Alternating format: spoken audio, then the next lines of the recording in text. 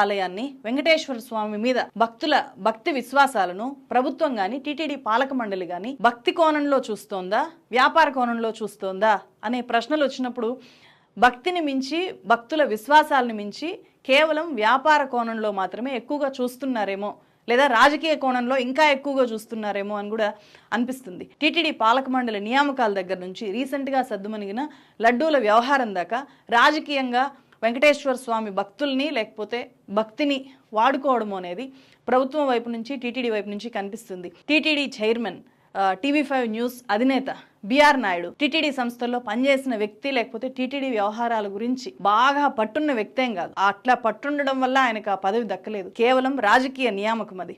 అప్పుడు ప్రభుత్వం మీద తీవ్రమైన విమర్శలు వచ్చాయి బిఆర్ నాయుడిని టీటీడీ చైర్మన్ చేసినప్పుడు.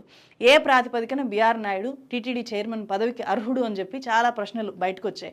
అయినా సరే ప్రభుత్వం నుంచి సమాధానం ఏం లేదు. గత వైఎస్ఆర్సీపీ ప్రభుత్వంలో నిష్పాక్షికంగా టీటీడీ చైర్మన్ని నియమించారు అని చెప్పి నేను చెప్పట్లేదు. అప్పుడు కూడా కుల ప్రాతిపదికన, రాజకీయ ప్రాతిపదికన మాత్రమే టీటీడీ చైర్మన్ నియామకం అనేది జరిగింది. అప్పుడు వైవి సుబ్బారెడ్డి, ఇప్పుడు బిఆర్ నాయుడు.